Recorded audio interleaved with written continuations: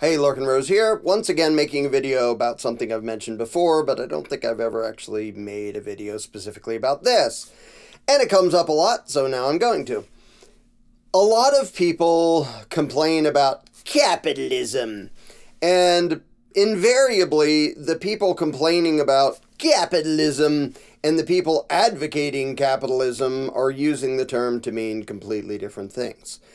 For example, a bunch of the political left, and in particular commies, complain about the current corporo-fascist idiocy we have now, where government violence is used to benefit giant corporations. They refer to that as capitalism, which is not at all what the word originally meant. Now, people can bicker about, well, what does it mean now, which is why I usually just skip the term altogether and say, well, what is it you're advocating? What is it you're opposing? Because once upon a time, capitalism meant an economy based on voluntary trade and private ownership without government interference, which is nothing like what we actually have now.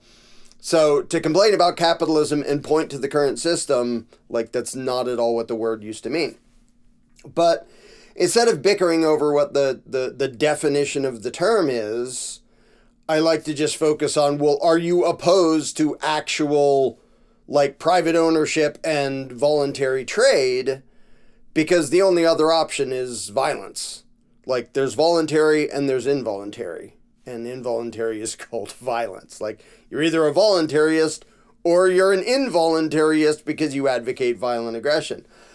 And a lot of the left basically says, well, unfettered capitalism, actual freedom, will lead to unfairness and inequality, which it will. Freedom leads to inequality, and the only thing that leads to equality is evil, immoral violence, which, by the way, doesn't lead to equality because the ruling class always keeps more for themselves.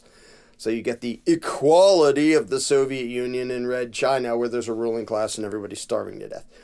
So equality is not at all a moral or useful or sane goal.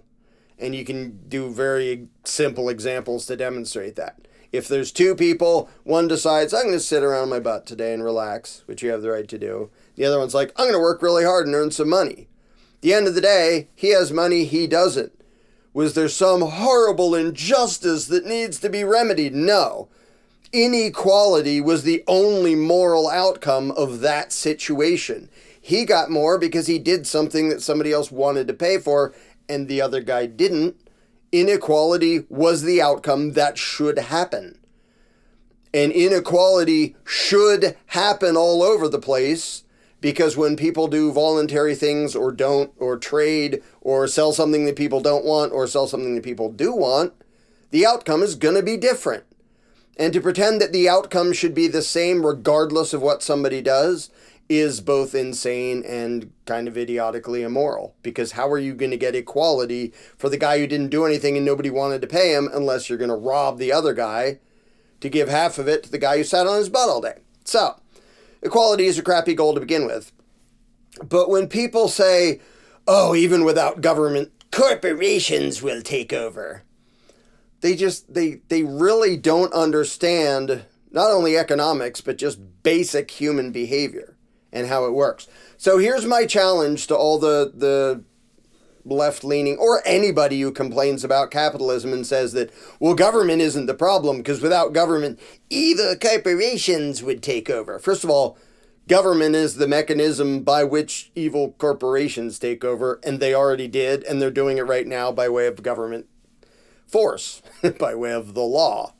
So to pretend that we need government to protect against the thing that government empowers is kind of bonkers. And the political left does that a lot, except when it's literally cheering for giant corporations to force their will on us, like with Big Pharma, which was just bizarre. Like the left that pretends to be against big corporations, unless they're forcing you to make decisions that profit them. Like your body, your choice, well, that's out the frickin' window. Now you will wear this mask and you will get that jab and you will do these things, or you're a hateful, evil extremist. You will bow to giant corporations all of a sudden, because now I guess the liberals like that. whatever, setting aside their inconsistencies, the fear-mongering about the idea that in the absence of a ruling class, big corporations will take over. I have a very simple challenge for the people who are scared of that. And okay, I can sympathize if you're scared of that because you've seen big corporations do nasty things all over the world. Picture a world in which there isn't a government and nobody thinks anybody has the right to rule them. Now, start with the evil corporation. Let's say they already have billions of dollars, so we'll give them a huge head start where they probably wouldn't have gotten to in a free society. But let's say we're starting where we are. Describe for me, pick any company, any evil corporation, and you can, I'll just accept that they're evil and greedy and have, like, no conscience, because that's apparently true of some of them. Big pharma. And describe for me how, in the absence of a ruling class, and when nobody thinks they have the right to rule, in other words, nobody perceives them as an authority whose, dictates our law and obedience is a virtue, how would any company, however evil and nasty, how would they make themselves rich by way of violent coercion? Now, I don't mean they wouldn't be mean enough to do that. I mean, however mean they are, you describe for me what business model would actually work for them. So let's say Pepsi is going to make this crappy, unhealthy soda. Lots of people choose to buy it and drink it. Cool, they have that right, even if it's a bad idea. I don't have the right to forcibly stop them. They make lots and lots and lots and lots and lots of money by selling stuff and sort of crappy stuff. And right now they have government in the equation. Let's say government's out of the equation and people say, I don't really like that anymore. We found something better, or we decided that's unhealthy, or whatever. Okay, so now, you doomsayers about the evils of capitalism, describe for me what that company would do to remain profitable, not by making stuff that people voluntarily purchase, but by brute force.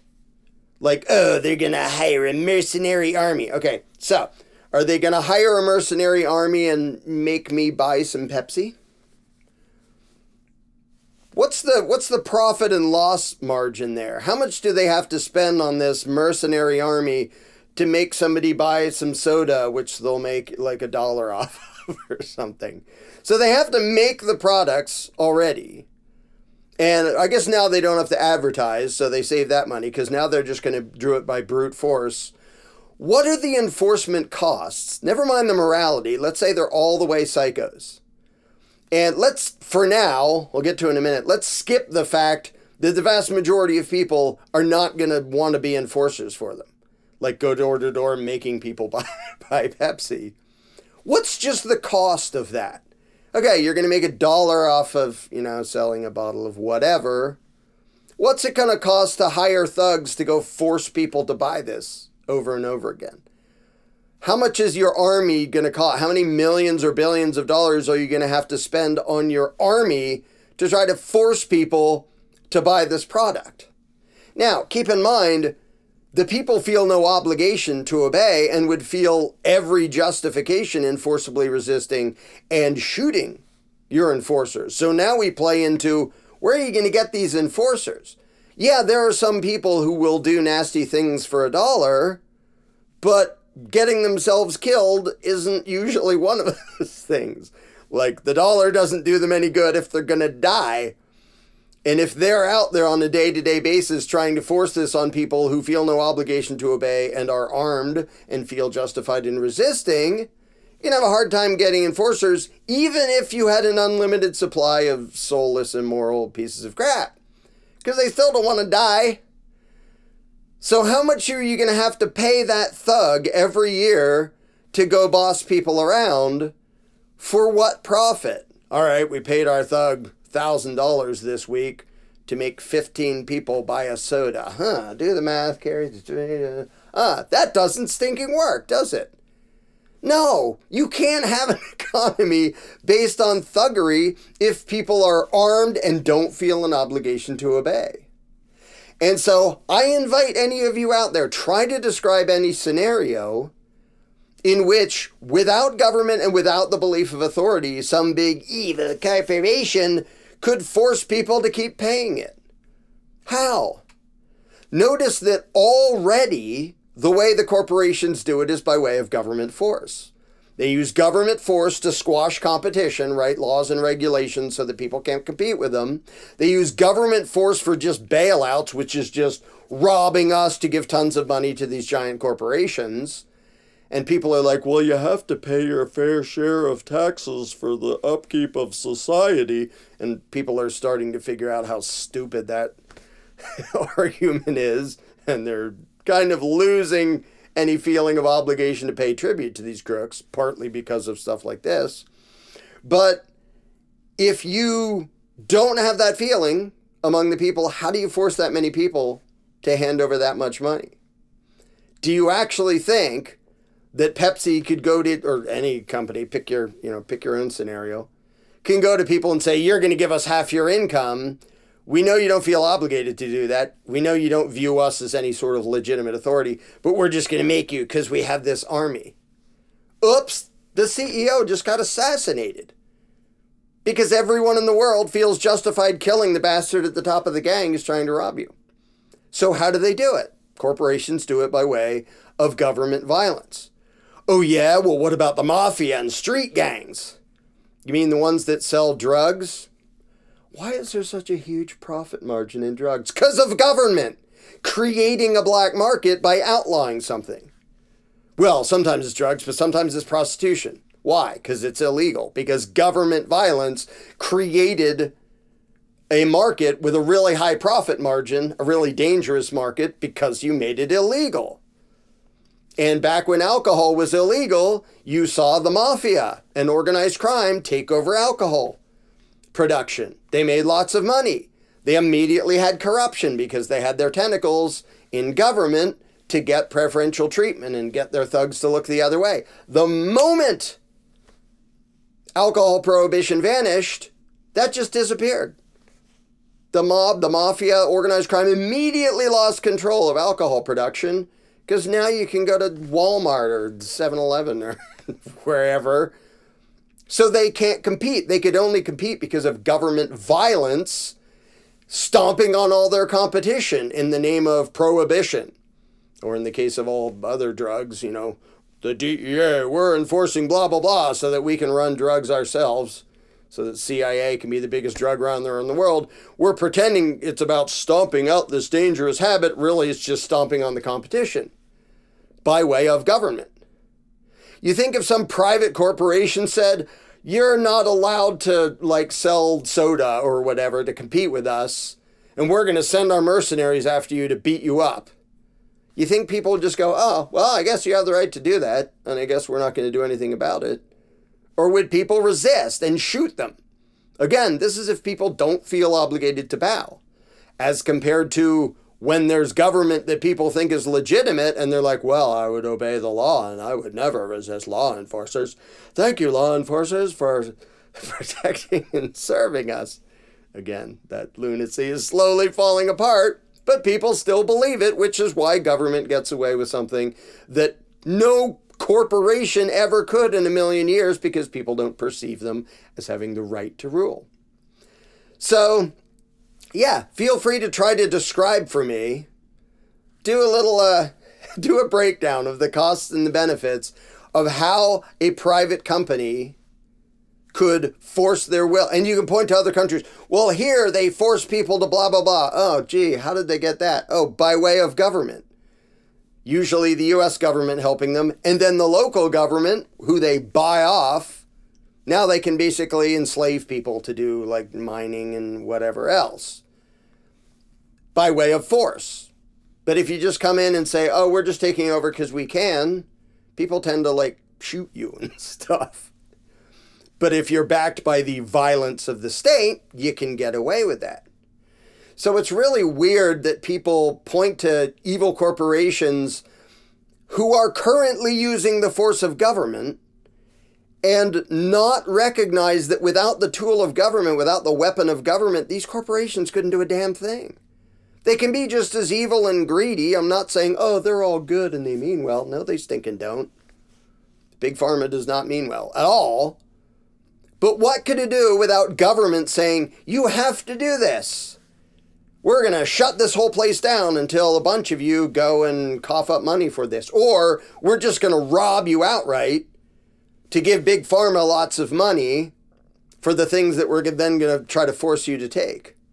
Okay, remove government from that equation. How do you think any of those companies are going to force anybody to do anything? They can try the fear-mongering, and some people may fall for it. And those of us who don't just say, well, screw you, we're not taking it.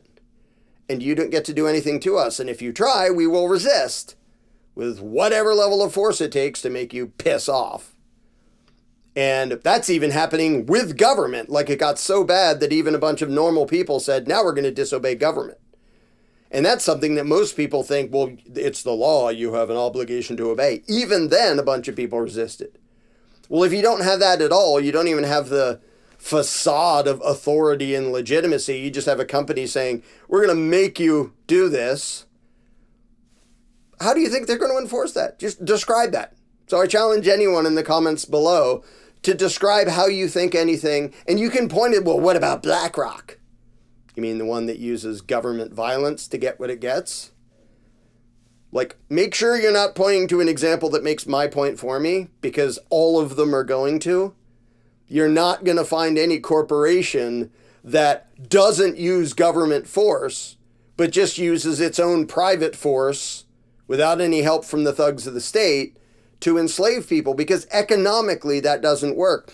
This is one of the beauties of freedom, that in an actually free society where people know that they own themselves and feel justified in defending themselves against aggressors, even the most greedy, selfish bastard, if he wants to be rich, the way for him to do that is come up with something that people voluntarily want to buy.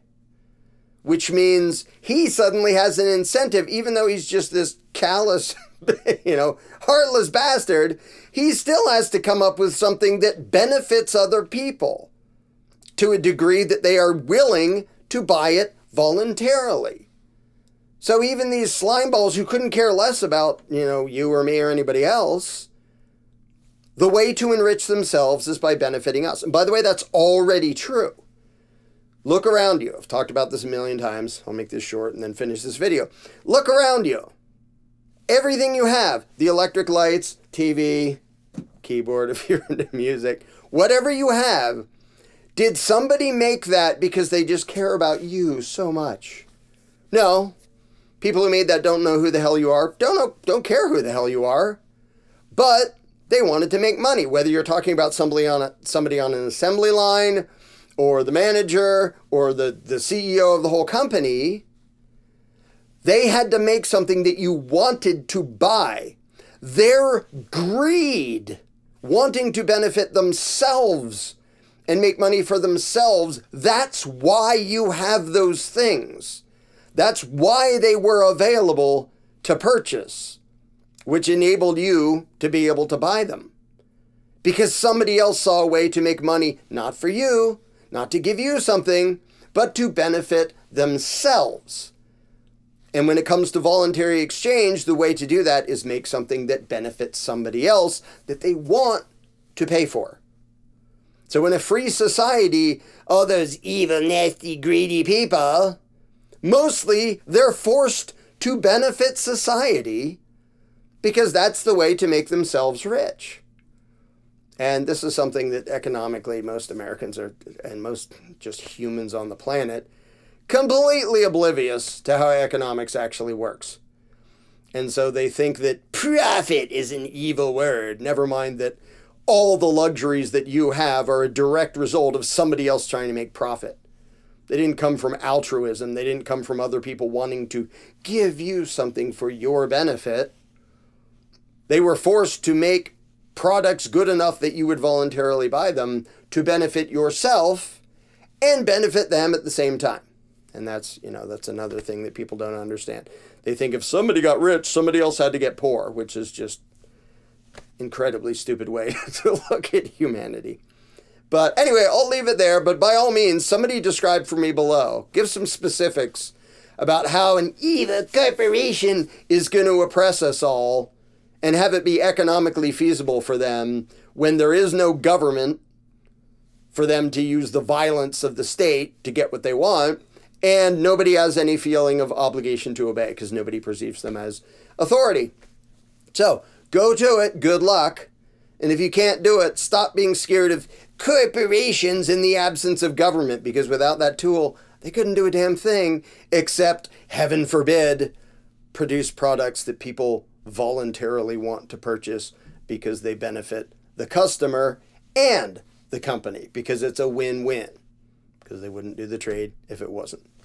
So good luck to all you commies in trying to describe a situation in which evil corporations would oppress us without government.